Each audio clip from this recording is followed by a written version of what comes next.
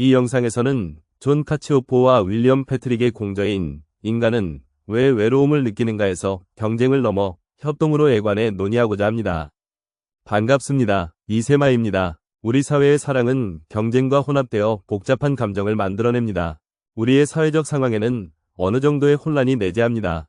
대표적인 예시로 사랑을 얘기합니다. 사회적 상황에서 사랑은 단순하게 사랑만이 존재하지 않고 분노나 미움 혹은 경쟁과 뒤섞이게 된다고 합니다. 이것은 뇌가 만들어진 방식에서 비롯되는 간섭 때문일 것입니다.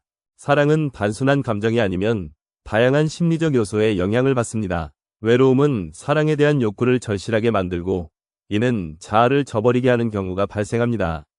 이를 사랑과 관련하여 부모와 자식과의 관계와 관련지어 설명하는데, 이론상으로 자식을 사랑하지 않는 부모는 없으며 적어도 이론상 모든 자식을 부모가 똑같이 사랑합니다.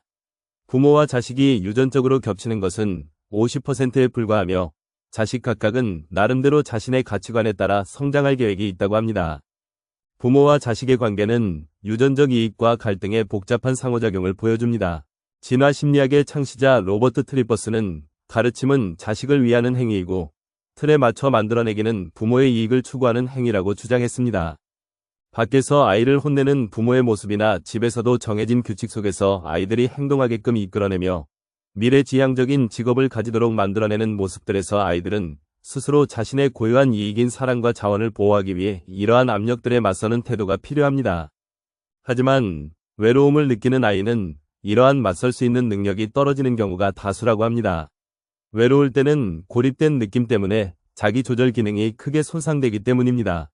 그래서 합의된 견해를 더 빠르게 잘 받아들이려 하고 다른 사람을 모방하려고 애쓰며 고집을 부리려고 하지 않는 모습을 보입니다.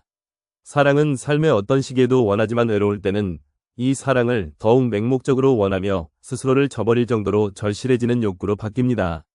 그렇기에 이들의 행동에서 이러한 마음이 묻어나오는 것으로 보았습니다. 외로움은 개인의 자기 조절 능력과 행동 변화에 심각한 영향을 미치며 사랑에 대한 욕구를 왜곡시킬 수 있습니다. 외로움은 고립감을 느끼는 개인의 자기 조절 기능을 크게 떨어뜨립니다. 이러한 인간 그리고 동물의 상호작용에서 나타나는 사랑과 경쟁의 본성으로 부모와 자식 간 사랑에도 유전적 이익에 다른 갈등이 존재하며 아이들은 사랑과 자원을 얻기 위해서 부모와 갈등을 겪게 됩니다. 하지만 이 외로움은 갈등 상황에서의 공정성을 판단하는 능력에 영향을 미치게 되는데, 외로운 사람은 불공평한 대우를 알면서도 이를 쉽게 받아들이며 이는 장기적으로 나쁜 영향을 미친다고 주장합니다. 그리고 동물 사회에서도 공정성을 중요시하며 인간은 사회적 관계에서 적절한 주고받기를 통해 사회적 유대를 유지하도록 진화해왔다고 주장합니다. 공정성과 제재가 사회적 협력과 개인 수익에 긍정적인 영향을 미친다는 실험 결과를 설명하며 사회적 유대와 협력을 위해 적절한 규범과 자율적 판단이 필요함을 강조합니다. 독일 에르푸르트 대학과 영국 정치경제대학의 연구자들은 84명을 대상으로 2개의 투자그룹으로 나눠 3단계로 구성된 게임을 30차례 반복하는 실험을 실시했습니다. 이 실험을 투자하는 과정에서 무임승차나 사회적 태만과 같은 단어로 일컫는 상황을 맞닥뜨리게 하여 사람들이 어떤 태도를 취하는지에 대해 알아보는 목적으로 실험을 진행하였습니다. 2개의 투자그룹을 나눠 하나는 부정적인 제재가 없으며 하나는 위와 같은 무임승차나 사회적 태만이 일어나지 않도록 부정적인 제재가 가해지는 차이를 두어 실시하였습니다. 실험 결과는 참여자들은 90%가 넘는 과반수가 부정적인 제재가 가해지는 집단을 택하여 공정하게 수익을 나눠 가질 수 있는 집단으로 이동하여 제재 또한 필요 없도록 모두가 적극적인 태도로 임하였습니다. 이러한 결과는 사회적 협력이 개인 수익에도 긍정적인 영향을 미친다는 것을 의미합니다. 사회적 유대와 협력을 위해 적절한 규범이었던 부정적인 제재, 자율적 판단인 개개인의 이성적인 판단이 필요하다는 것을 보여줍니다. 사회적 유대는 인간관계에서 복잡한 상황을 초래하며 외로움은 사회적 협력을 방해하는 주요 요인입니다. 리처드 도킨스는 녹색 수염 효과를 통해 이타적 협력 체제가 사기와 무임승차로 무너질 위험을 지니고 있다고 합니다. 즉, 외로움이 사회적 신호 판별과 자기 보호 능력에 부정적 영향을 미쳐 사람을 이러한 위험에 더욱 취약하게 만든다고 주장합니다. 실제론 사회적 유대와 협력 면에서 인간 모두가 협력 정신이 투철하지 않습니다. 인간 사이의 상황은 그보다 훨씬 복잡하기 때문입니다. 그렇기에 인간의 상황에선 빠르게 상황 판단을 하고 판별해내는 사람이 유리합니다. 이런 유리한 사람은 낯선 외부인과 만나게 되었을 때 더욱 두드러지게 보입니다. 전쟁과 같은 상황이 아닌 이상 우리는 일상에서 일반적으로 판단하기에는 어렵습니다. 일상생활 속에서 판독하기 가장 어려운 협동과 경쟁의 신호는 사회적 모호함 속에서 전달되고 전달받는 신호입니다. 외로움을 느끼는 사람은 식별하고 참아내고 자신을 조절할 능력이 약화되어 있어 종종 극단으로 치닫게 됩니다. 때로는 그룹에 소속되기 위해 마음에서 불공평한 대우를 받아도 마다하지 않는 모습도 보입니다. 외로움을 느끼는 사람들은 불공평한 제한에 억울함을 느끼지만 감수하고 다 받아들이는 것입니다.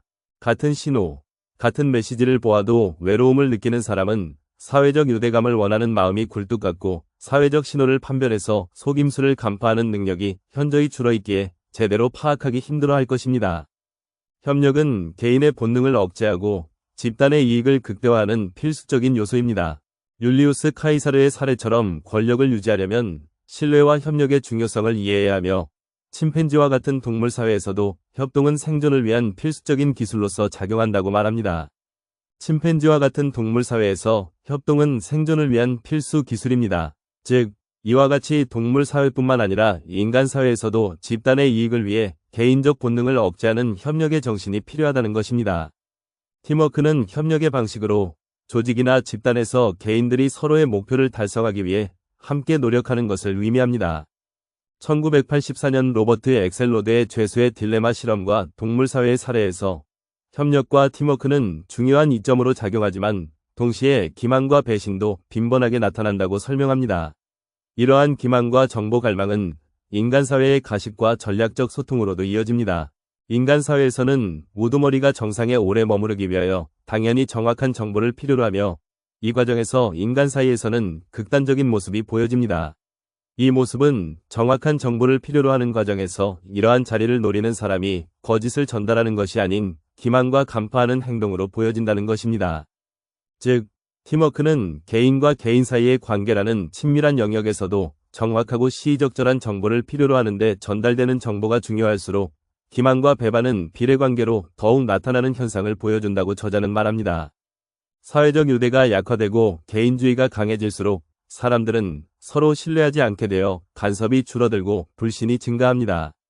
사회적 유대가 약화되고 개인주의가 강해지며 사람들 사이에선 서로 교감하지 않고 불신과 피해망상에 빠져 과민하게 반응하는 모습을 보인다고 얘기합니다.